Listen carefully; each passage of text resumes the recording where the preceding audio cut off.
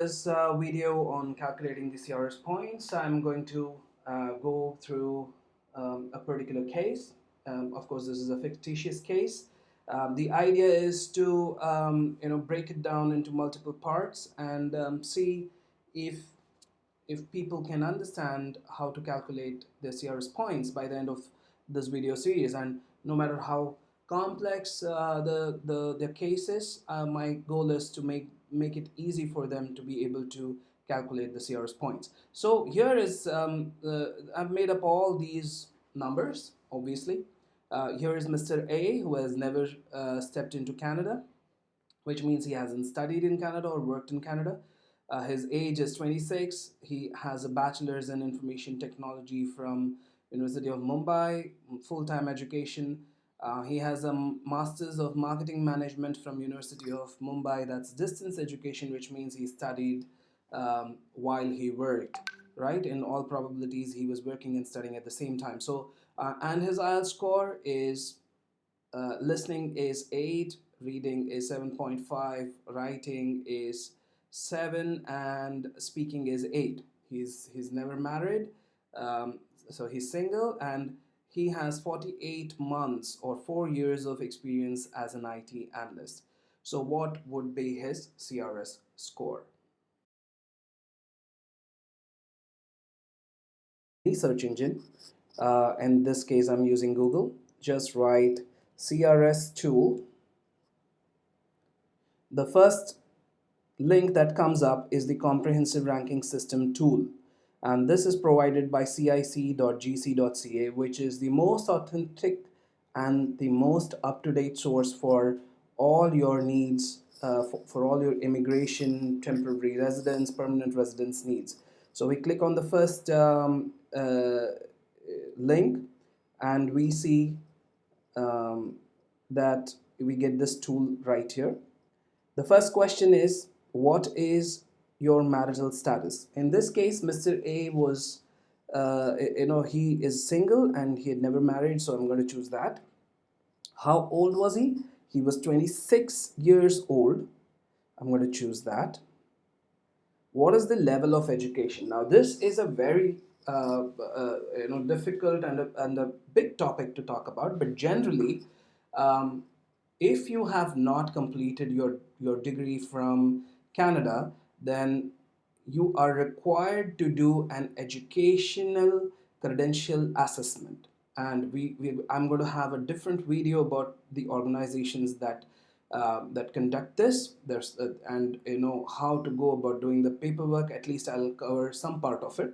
But this, if you have been educated from any other country other than Canada, if you have 1 or 2 degrees from or 3 degrees, whatever number of degrees you have, if you have done all of them from outside Canada, an ECA is an essential part. Okay, and generally, what I've seen in this case, this gentleman, Mr. A, has a bachelor's from University of Mumbai. So, in which case he would get a bachelor's equivalency, right? It's a 3-year, 4-year program if he has done a BE in information technology, and that gets an equivalency of a bachelor's program in Canada. And then he has done a master's degree in marketing from University of Mumbai. Now that gets, sometimes this varies, right? This, so hence having the report in front of you is very, very essential when you choose your option from this. But for just to make people understand in this video, for the sake of this video, I'm going to say that his degree is equivalent to a 1-year postgraduate diploma degree in Canada. So there would be 3 options that in his case we could choose. One, he just got a bachelor's equivalency. 2, he got 2 or more certificates. What is this about? I'm going to talk very soon. And then 3, he has a master's degree equivalency. So many degrees from India also get a master's degree. You have to get the report in your hand, see the summary of the report, and there it would be written whether it's equivalent to a postgraduate diploma or a master's, and you got to choose it accordingly. So in this case, let's say he got a postgraduate diploma 1 year, then he's going to choose two or more certificates, diplomas, or degrees. One must be a program of 3 years or more. So his bachelor's obviously is a 3 year program, and his master's that he did from India got an equivalency of 1 year postgrad. So we can safely choose this. Okay, have you earned a Canadian degree? Mr. A did not earn a Canadian degree, so I'm going to choose that. Do you have an official language? Have you taken? He certainly has. Which language? IELTS. And his IELTS score, he said, his speaking was 8. So that's going to be CLB 10. And what is CLB? Again, there's a very different video on that. But let's choose 8. This option is all scores between 7.5 and 9. The listening score, he had scored an 8. The reading, he had scored 7.5. So all scores between 7 and 7.5. And his writing score is 7.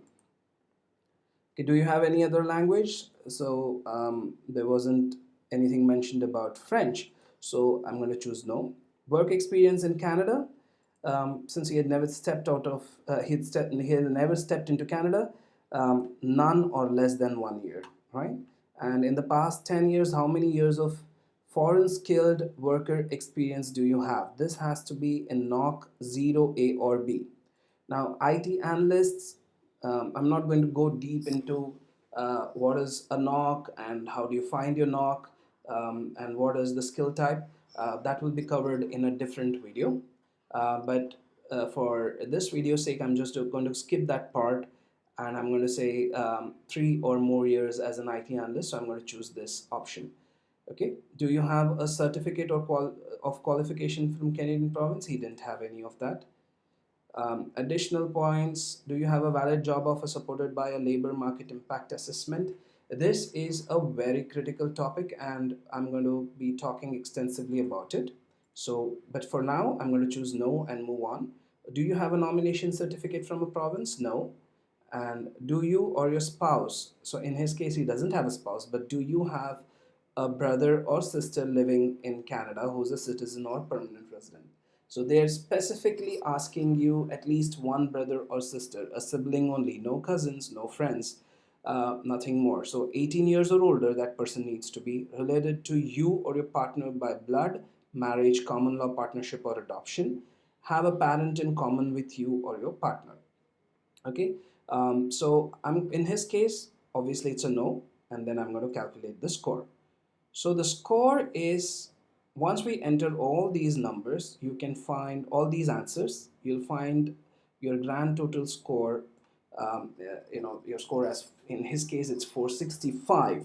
And this is your CRS score. And this is what people keep talking about in all these forums. So go ahead and use this as a guideline to calculate your own score. Good luck.